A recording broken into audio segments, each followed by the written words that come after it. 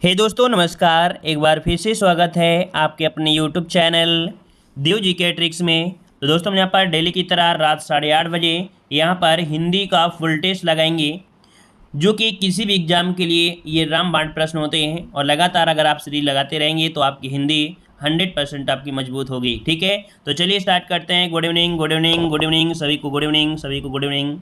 आवाज़ मिल पा रही है सभी को? आवाज़ मिल पा रही है? स्टार्ट किया जाए।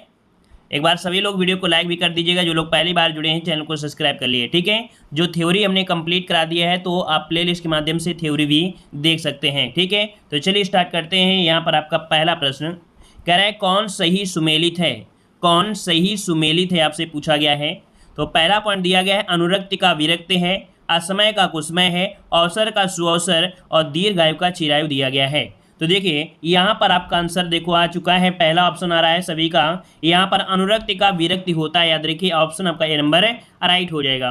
वहीं पर असमय का देखो असमय दिया गया है तो यहाँ पर क्या हो जाना चाहिए था, समय हो जाना चाहिए। अवसर दिया गया है, अवसर का होता है अनअवसर, क्या होता है अनअवसर होता है, अनअवसर होता है। वहीं पर दीर्घायु का होता है अल्प आयु होता है, क्या होता है अल्प आयु होता है ना। तो इस कारण से पहला ऑप्शन क्या हो गया, राइट हो गया। आगे बढ़ते क्वेश्चन दिया गया है निम्न में से कौन एक शब्द अलंकार नहीं है। देखो यहाँ पर नहीं शब्द आपको दिया गया है कि कौन सा शब्द अलंकार नहीं है। चलिए अनुप्रास, श्लेष, यमक और उपमा। अब देखो इनमें से चारों में एक ऐसा लग रहा है कि एक आपके अलग परिवार से जुड़ा है। कौन? यहाँ पर देखिए ऑप्शन डी नंबर जो उपमा अलंकार है ना, ये उपमा अलंकार, ये शब्द अलंकार नहीं, अर्थ अलंकार आपका होता है। ठीक है, जैसे उपमा हो गया, रूपक हो गया, उत्प्रेक्षा हो गया, ये इस श्रेणी में आपका आता है जो अर्था में। ठीक है, तो आपका आंसर डी हो गया। ठीक है, आगे बढ़ते क्वेश्चन दिया है निम्न में से कौन अर्थ अलंकार नहीं है। कौन अर्थ अलंकार नहीं है? चलिए उपमा, उत्प्रेक्षा, रूपक और आपका वक्रोक्ति। अब देख सकते हैं कि आप तुरंत जवाब दे देंगे क्योंकि ये तीन आपके एक साथ होते हैं,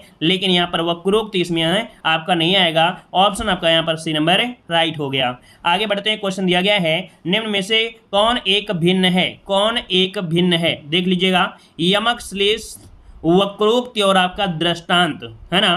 तो यहाँ पर देखिए आपका आंसर क्या हो जाएगा।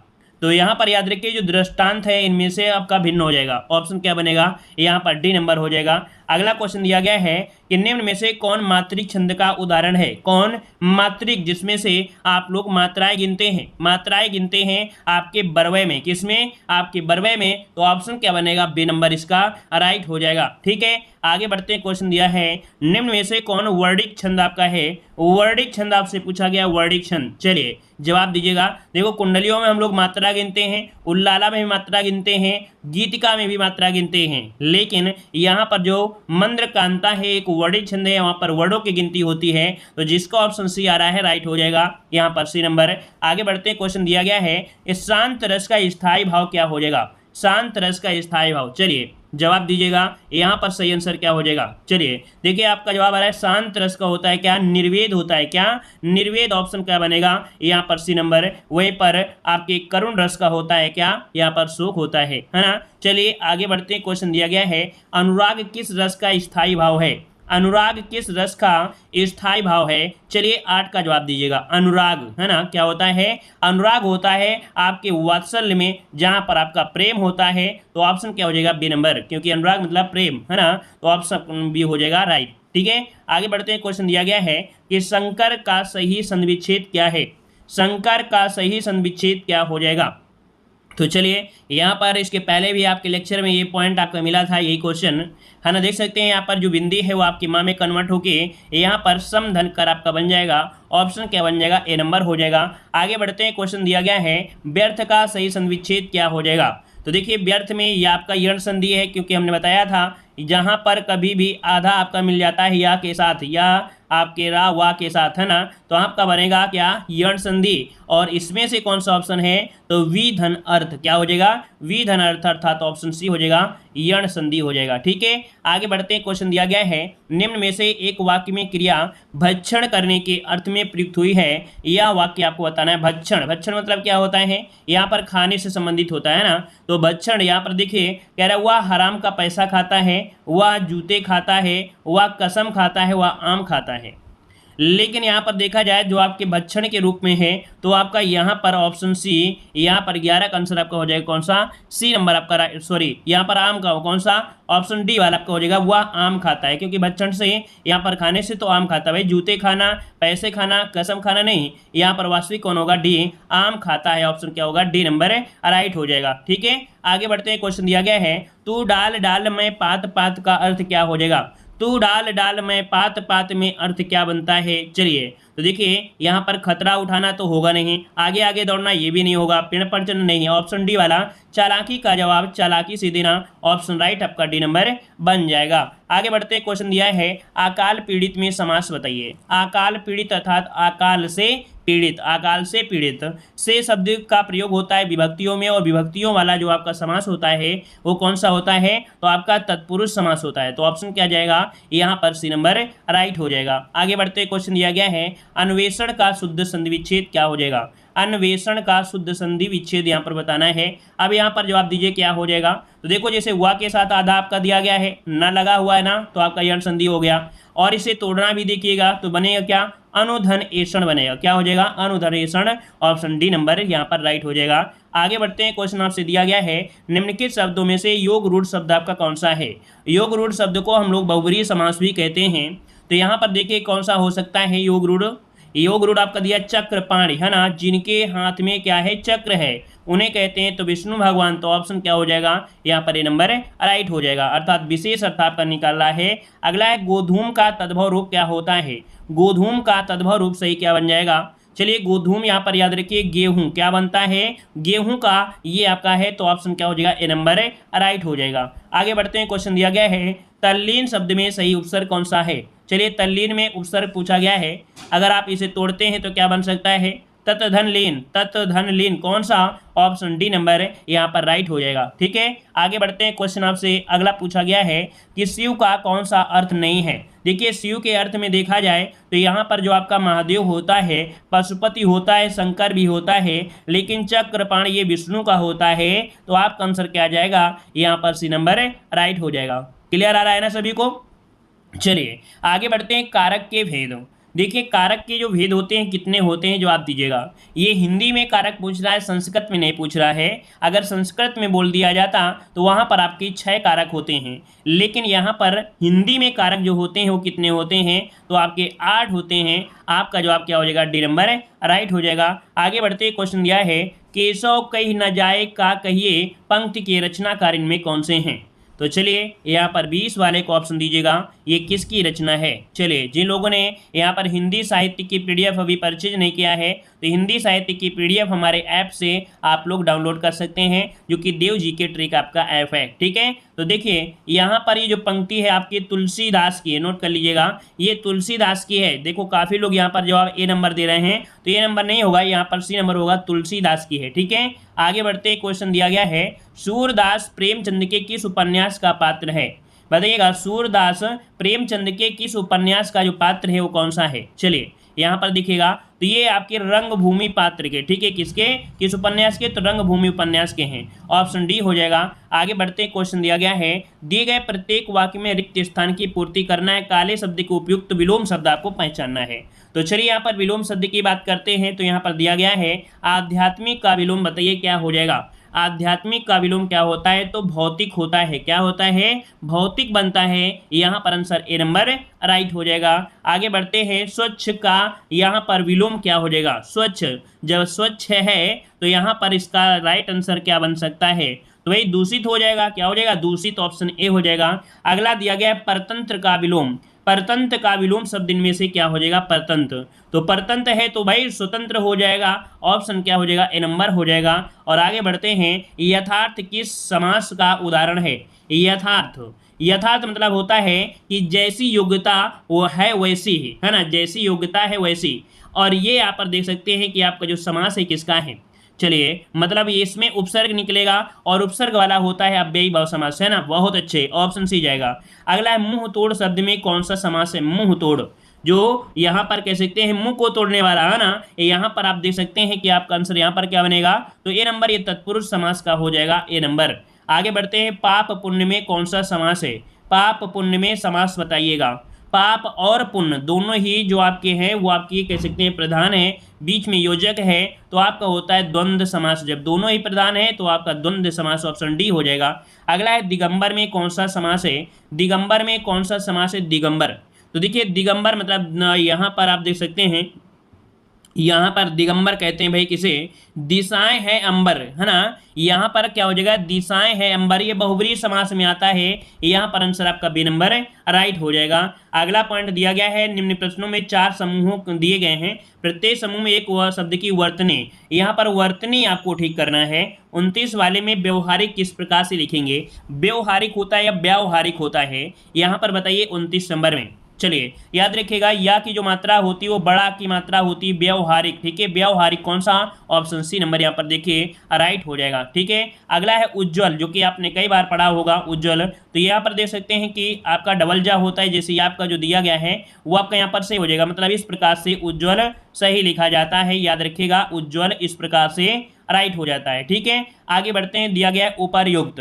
अब यहाँ पर देखिएगा उपर्युक्त जो आपका है वो आपका इनमें से कौन सा बनने वाला है? चलिए उपर्युक्त इनमें से कौन बनेगा? चलिए देखो, ये तो आपका ऊपर उक्त ऊपर ये भी तो आपका बन नहीं रहा है ना, ये नहीं बन रहा है। तो भाई आपका देखो 31 वाले में आपके पास एक ये ऑप्शन है उपरोक्त दिया है और एक उपर्युक्त दिया है। अगर यहाँ पर या में इसमें अगर मात्रा होती ये वाली राउड़ा होता तो ये भी सही होता लगता, तो यहाँ पर बी नंबर उपरोक्त आपका आंसर बी नंबर राइट हो जाएगा, ठीक है। आगे बढ़ते हैं, दिए गए प्रश्न में आपके मुहावरे लोकोक्ति आपको बताना है। घी के दिया जलाना मुहावरे का अर्थ क्या हो जाएगा? घी के दिए जलाना मुहावरे का अर्थ इनमें क्या हो जाएगा? मतलब होता है खुशी मनाना, ऑप्शन आपका सी नंबर हो जाएगा। अगला है सिर चढ़ाना, मुहावरे का अर्थ क्या हो जाएगा? सिर चढ़ाना। और वही सिर चढ़ाना मतलब होता है बहुत आज़ादी दे दो, है ना, किसी को अगर बहुत आज़ादी दे दो तो वो सिर चढ़ने लगता है, अर्थात तो ऑप्शन क्या हो जाएगा? बी नंबर राइट हो जाएगा, जिसका भी ऑप्शन बी आ रहा है राइट आंसर हो जाएगा। और अगला क्वेश्चन दिया गया है आम के आम गुठलियों के दाम, यहाँ पर बताइए सही जवाब क्या हो जाएगा? चलिए सभी लोग प्रयास करिए थोड़ा स्पीड में जवाब देने का, ठीक है, अपनी मेमोरी को थोड़ा स्पीड करिए। तो चलिए यहाँ पर देखो दिया है जिसमें लाभ, जिसमें सब लाभ, देखिए आम ये तो होगा नहीं, आम इसमें भी आपका नहीं होगा क्योंकि जो आम है तो वो आम नहीं ऑप्शन में होगा, जिसमें सब लाभ ही लाभ हो, ठीक है। ऑप्शन कौन सा होगा? बी वाला हो जाएगा, ऑप्शन बी नंबर आपका राइट हो जाएगा। अगला है हरिगीतिका छंद के प्रत्येक चरण में कितनी मात्राएं होती हैं? देखो गीतिका में होती हैं 26, अब इसमें 2 वर्ण और जुड़ गए हैं तो आप 2 और जोड़ दीजिए तो 28 हो जाएंगे। तो आप देखिएगा हरिगीतिका में कितनी होती हैं? यहाँ पर 28 मात्राएं होती हैं, और गीतिका में कितनी होती हैं? 26 मात्राएं होती हैं, ठीक है ना। तो आपका आंसर क्या हो जाएगा? यहाँ पर डी हो जाएगा। आगे बढ़ते, क्वेश्चन दिया गया है कलम का सिपाही किसे कहा गया है? कलम का सिपाही किसे कहा गया है? यहाँ पर जवाब दीजिएगा प्रेमचंद, निराला प्रसाद या दिनकर। तो याद रखिए कलम का सिपाही आपके प्रेमचंद को, ऑप्शन ए नंबर राइट हो जाएगा। अगला है निष्फल किस प्रकार की संधि है? निष्फल किस प्रकार की संधि है? स्वर संधि, व्यंजन, विसर्ग या गुण संधि। 37 का आंसर लॉक करिएगा। हमने आपको बताया था कि जो आधा सा होता है ना, यहाँ पर इसका विसर्ग आपको बनता है, जो कि विसर्ग संधि के रूल के अकॉर्डिंग होता है, तो आपका ये विसर्ग संधि हो जाएगा, ठीक है ना। और अगर आप इसे तोड़ेंगे भी तो क्या तोड़ेंगे, ठीक है ना, तो यहाँ पर हो जाएगा निह और विसर्ग फिर आपका फल। अगला है ऊ ध्वनि का उच्चारण क्या होता है? देखिए छोटा ऊ और बड़ा ऊ ये आपके किस में आते हैं? ओष्ठ में आते हैं। किसमें? तो आपके ओष्ठ में आते हैं, तो इसका ऑप्शन क्या बनेगा? डी नंबर राइट हो जाएगा। छोटा ऊ बड़ा ऊ ओष्ठ व्यंजन होते हैं, ठीक है, इनका उच्चारण ओष्ठ से होता है। अगला है आकाशदीप किसकी रचना है? आकाशदीप किसकी रचना है? यहाँ पर 39 नंबर में। चलिए 39 नंबर का ऑप्शन बी बनेगा, बिल्कुल सही आ रहा है जवाब। यहाँ पर जयशंकर प्रसाद की किसकी है? तो आपकी जयशंकर प्रसाद की रचना है आकाशदीप, ठीक है। अगला अंधा युग किस प्रकार की रचना है? तो अंधा युग, देखिए अंधा युग धर्मवीर भारती की है, और ये है क्या? एक काव्य नाटक है। क्या है? काव्य नाटक है, जो कि आपकी कह सकते हैं धर्मवीर भारती की है। अगला है कोणार्क नाटक के लेखक कौन है? कोणार्क नाटक के जो लेखक हैं वो आपके कौन है? 41 नंबर में। तो देखिए कोणार्क थोड़ा नोट कर लीजिएगा, ये जगदीश चंद्र माथुर की ये आपका नाटक है, याद रखिए जगदीश चंद्र माथुर, ऑप्शन बी नंबर है यहाँ पर राइट बनेगा। आगे बढ़ते हैं, क्वेश्चन दिया है अनामिका किसका काव्य संग्रह है? अनामिका किसका काव्य संग्रह है? जवाब दीजिएगा। चलिए फटाफट जवाब दीजिएगा 42 नंबर में। ऑप्शन देखिए अनामिका है निराला की है, किसकी है? निराला की, ऑप्शन ए नंबर यहाँ पर राइट हो जाएगा। आगे बढ़ते, क्वेश्चन दिया गया है कि यदि ए ओ के आगे कोई स्वर हो तो इसके स्थान में क्रमशः अय ओ आय आओ हो जाता है। तो हमने भैया आपके अयादी संधि का रूल अगर आपने पढ़ा होगा तो भाई तुरंत बता दोगे, क्योंकि यही आपको निकलता है कहाँ पर, अयादी संधि में। तो अयादी संधि क्या है, रूल है 43 का ऑप्शन क्या बनेगा यहाँ पर, कौन सा बनेगा भाई, ऑप्शन सी बनेगा, अयादी संधि है। ठीक है, अगला दिया गया है यहाँ पर समानार्थक शब्द आपको दिया गया है, धरती का यहाँ पर समानार्थी बताना है। धरती का समानार्थी क्या हो जाएगा, तो देखिए धरती को हम लोग क्या बोलते हैं, वसुधा बोलते हैं। क्या बोलते हैं, वसुधा, ऑप्शन डी हो जाएगा। और नदी की अगर बात करते हैं, नदी का पर्यायवाची या कह सकते हैं आपका समानार्थी, तो यहाँ पर सुर सरती दिया है, सुर सरी, सरिता, देव नदी और सुरभि। तो देखो नदी की बात क्या है तो आपका सरिता हो जाएगा, क्या हो जाएगा, बी वाला का हो जाएगा। अगला है गर्मी में वायु, वायु का समानार्थी क्या हो जाएगा, वायु। तो अनिल तो होता नहीं है, आग का होगा, झंझावत दिया है, आंधी। देखिए ऑप्शन क्या होगा यहाँ पर 46 का ऑप्शन बनेगा, सी नंबर है। वायु का जो पर्याय होता है अर्थात जो समानार्थी होता है आंधी हो जाएगा। ठीक है, आगे बढ़ते हैं। क्वेश्चन दिया गया है, निम्न में से कौन सुमेलित नहीं है, कौन सुमेलित नहीं है। शुच का दिया है पवित्र, सर का सरोवर, सवर्ण का सोना और सर्ग का अध्याय दिया गया है 47 नंबर में। तो देखिए 47 नंबर में यहाँ पर देखो सवर्ण है ना भाई, स्वर्ण होता है, क्या स्वर्ण होता है, स्वर्ण। तो इसका मतलब ऑप्शन सी नंबर ही सुमेलित नहीं है। ठीक है, अगला है अदृश्य शत्रु के लिए यहाँ पर मुहावरा क्या हो जाएगा, मीठी छुरी, मुंह में राम बगल में छुरी, पेट में दाढ़ी, आस्तीन का सांप। तो भाई अदृश्य मतलब आस्तीन का सांप, ऑप्शन क्या बनेगा यहाँ पर, डी नंबर जिसका आ रहा है बिल्कुल राइट बनेगा।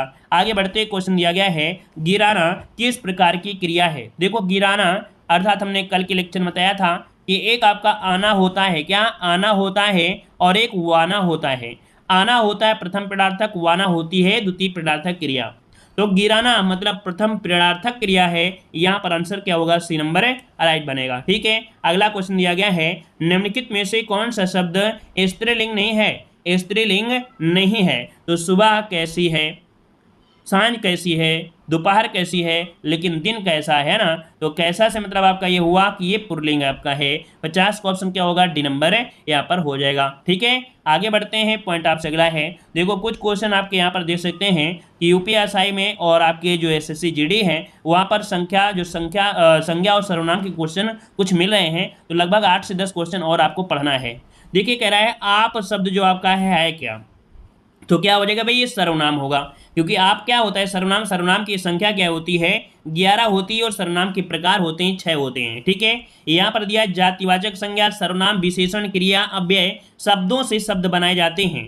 तो देखिएगा जातिवाचक संज्ञा, सर्वनाम, विशेषण, क्रिया, अव्यय शब्दों से क्या बनते हैं। तो यहाँ पर देखिएगा आपको ऑप्शन बनना है, यहाँ पर भाववाचक संज्ञा बनती है। याद रखिए इनसे क्या बनती है, भाववाचक संज्ञा बनती है। आगे बढ़ते हैं। क्वेश्चन दिया है, संज्ञा का भेद नहीं होता है, संज्ञा का भेद नहीं होता है। व्यक्तिवाचक, जातिवाचक, भाववाचक, यहाँ पर देख सकते हैं निजवाचक, ये आपकी संज्ञा नहीं होती। याद रखिएगा निजवाचक संज्ञा नहीं होती है। तो होती क्या है, व्यक्तिवाचक, जातिवाचक, द्रव्यवाचक, समूहवाचक और भाववाचक होती है ना। याद रखिए निजवाचक ये सर्वनाम में आपका है। आगे बढ़ते हैं। क्वेश्चन दिया है, निम्नलिखित में से सर्वनाम कौन सा है। सर्वनाम की बात करते हैं तो देखिए अभी आपने पढ़ा आप, तो आप क्या हो जाएगा यहाँ पर सर्वनाम, ऑप्शन क्या बन जाएगा, जिसका भी यहाँ पर बी बनेगा, ऑप्शन राइट हो जाएगा। अगला क्वेश्चन देखिए यहाँ पर सर्वनाम में यहाँ पर देख सकते हैं मैं, तुम, हम, यह, आप, इसका, उसका, तुम्हारा, ये आपके होते हैं। ठीक है, और भेद की बात करें तो भैया यहाँ पर सर्वनाम के भेद में आपका देखो पुरुषवाचक, निश्चयवाचक, ठीक है, और अनिश्चयवाचक, संबंधवाचक, प्रश्नवाचक, निजवाचक, ये आपके होते हैं। देखो यहाँ पर जो अनिश्चयवाचक में कोई और कुछ होता है, ठीक है, और प्रश्नवाचक में कौन और क्या होता है। बहुत स्टूडेंट होते हैं जो जब क्वेश्चन आ जाता है तो गलती कर देते हैं। अनिश्चयवाचक में देखो कोई और कुछ होता है, प्रश्नवाचक में कौन और क्या होता है। ठीक है ना, तो याद रखिए इसको नोट कर लीजिएगा। जब क्वेश्चन आपसे पूछे कोई बुला रहा है तब ये है ना, लेकिन अगर कौन शब्द आता है तो प्रश्नवाचक में होगा। ठीक है, आगे बढ़ते हैं। पुरुषवाचक सर्वनाम कितने प्रकार के होते हैं। तो अभी आपने देखा पुरुषवाचक सर्वनाम जो होते हैं कितने होते हैं, तो आपके 3 प्रकार के होते हैं। कितने, तो आपका ऑप्शन क्या बनेगा, ए नंबर हो जाएगा। 3 प्रकार के होते हैं, 3 प्रकार के। ठीक है, कौन से प्रकार हैं, तो एक उत्तम पुरुष होता है, मैं, हम, मैंने, मेरा, हमारा, मुझे, मुझको। मध्यम पुरुष में तुम, तू, हमने, तुमने, तुमको ये होता है, और अन्य पुरुष में वह, ये, वो, उन्हें होता है। ठीक है ना। तो सर्वनाम में आपकी जो 3 आपके प्रकार होते हैं। ठीक है, किसके? पुरुषवाचक के। अगला है, निम्नलिखित में से 4 विकल्प दिए गए हैं, यहाँ पर विकल्प की पहचान करना है। सर्वनाम का शाब्दिक अर्थ क्या होता है? तो सर्वनाम का शाब्दिक अर्थ होता है सबका नाम। क्या होता है? सबका नाम होता है। ऑप्शन ए नंबर आपका राइट बनेगा। और आगे बढ़ते हैं, क्वेश्चन दिया गया है कि यह मेरी पतंग है, रेखांकित का भेद बताइए। यह मेरी पतंग है भाई, तो यह मेरी पतंग है। अब आप क्या कहेंगे?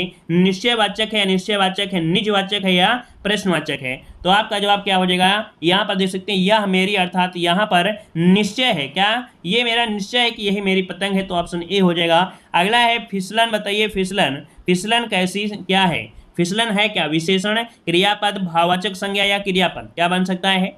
तो यहाँ पर देखो, फिसलन एक भाववाचक संज्ञा है, भाव को प्रदर्शित कर रही है, तो भाववाचक संज्ञा हो जाएगा। ऑप्शन सी नंबर यहाँ पर राइट हो जाएगा। देखो, भाववाचक संज्ञा में क्या होता है कि किसी भाव, गुण, दशा आदि का ज्ञान कराने वाले भाववाचक संज्ञा होते हैं।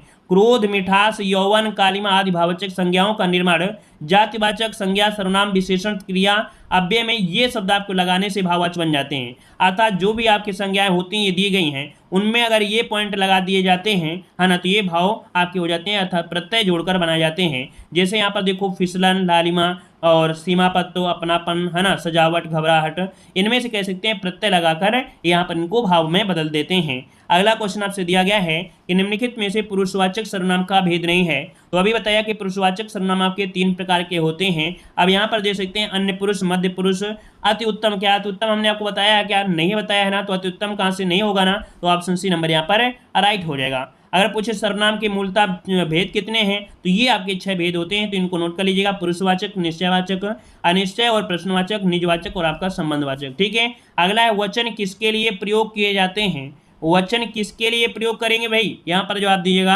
तो वचन किसके लिए प्रयोग किए जाते हैं? यहाँ पर संज्ञा, सर्वनाम, विशेषण या अलंकार। तो देखिए, वचन प्रयोग होते हैं आपके संज्ञा के लिए। किसके लिए? संज्ञा के लिए होते हैं। याद रखिए, संज्ञा आपका हो जाएगा। और अगला क्वेश्चन दिया गया है कि कोई सज्जन आपको बुला रहा है, कोई सज्जन आपको बुला रहा है, यहाँ पर बताइएगा कि कौन सा सर्वनाम है। यहाँ पर देखो दिया है कोई, और जब कोई लग जाता है तब आपका अनिश्चयवाचक सर्वनामिक विशेषण हो जाता है। तो ऑप्शन क्या बनेगा? यहाँ पर सी नंबर राइट हो जाएगा। ठीक है। और अगला दिया है, व्यक्ति, वस्तु या स्थान के नाम को क्या कहते हैं? तो आपने बहुत पहले पढ़ा होगा, व्यक्ति, वस्तु, स्थान के नाम को संज्ञा कहते हैं। तो ऑप्शन क्या बनेगा? ए नंबर आपका राइट हो जाएगा। नेक्स्ट प्रश्न आपका दिया गया है, जो भाववाचक संज्ञा नहीं है उसका चयन करके रिक्त स्थान आपको भरना है। तो देखिए, कह रहा है आपसे कि करुणा, सुंदरता, अमीरी और आपकी पढ़ाई। अगर पढ़ना होता तो हम लोग बोलते कि ये आपकी नहीं होगी, लेकिन पढ़ाई तो भाई भाववाचक संज्ञा होती है। पढ़ाई भी तो भाववाचक संज्ञा होती है ना। अगर पढ़ना होता तो क्रिया हो जाता, लेकिन पढ़ाई आ गया है तो इसमें भाव भी बनेगा। यहाँ पर देखते हैं आपका आंसर क्या है। हाँ देखिएगा, इसमें से चारों ही विकल्प क्या है? भाववाचक संज्ञा है। ठीक है ना। तो इस वाले प्रश्न में त्रुटि आपकी थी। ठीक है। अगला क्वेश्चन दिया गया है कि निम्न में से दिए गए विकल्पों में से आपको बताना है सर्वनाम के सही भेद का चयन। कोई आपसे मिलने आया है। अब देखो आपका आ गया ना कोई। जब भी कभी कोई आता है तो भैया वो अनिश्चय होता है ना। ऑप्शन क्या बनेगा? ए नंबर है राइट हो जाएगा। अगला क्वेश्चन आपसे दिया गया है, देखो दिया गया है क्वेश्चन आपसे अगला पॉइंट। चलिए, क्वेश्चन दिया गया है अगला पॉइंट कि गांधी जी को राष्ट्रपिता कहा गया है। गांधी को राष्ट्रपिता कहा गया है, वाक्य में किससे किस रूप में परिवर्तित हो रही है? वाक्य में जो क्रिया है ना, वाक्य में जो संज्ञा है, संज्ञा, वाक्य में जो संज्ञा है वो किस से किस रूप में परिवर्तित हो रही है? यहाँ पर दिया है जाति से व्यक्ति, व्यक्ति से जाति, व्यक्ति से भाव और भाव से जाति। यहाँ पर जवाब दीजिएगा। सभी लोग कमेंट बॉक्स में कमेंट करेंगे इस प्रश्न का राइट आंसर इनमें से क्या हो जाएगा। तो यहाँ पर हमने प्रैक्टिस सेट के साथ हमने लास्ट में कुछ क्वेश्चन आपके ऐड भी कर दिए थे, जो कि अति संभावित क्वेश्चन आपके हैं। ठीक है। और आपको इस क्वेश्चन का जवाब कमेंट बॉक्स में कमेंट करना है और आप लोगों को बताना है कि आज के टेस्ट में आप लोगों का स्कोर कितना रहा है। और जो लोग बिल्कुल नए हैं वो लोग यहाँ पर जय हिंद भी लिखेंगे और ऑफलाइन कमेंट भी करेंगे। ठीक है। पसंद आता है तो डेली का डेली इसी प्रकार से आप लोग रिवीजन करते रहिए, बेहतरीन तरीके से अपनी तैयारी बढ़ाते रहिएगा। ठीक है। अपने आप को मजबूत करते रहिएगा, प्लेलिस्ट के माध्यम से थ्योरी भी देखते रहिएगा और हमारे ऐप से भी जुड़ जाइएगा हमारे ऐप से अगर जुड़ जाते हैं वहां पर भी फ्री स्टडी मटेरियल आपको दिया गया है, जो कि ऐप है आपका देव जीके ट्रिक। देव जीके ट्रिक ऐप से जुड़ सकते हैं। ठीक है, तो चलिए फिर आज की क्लास यहीं रखते हैं। ठीक है, सभी को धन्यवाद, सभी को जय हिंद। सभी लोग लाइक करेंगे, शेयर करेंगे। ठीक है, सभी को धन्यवाद।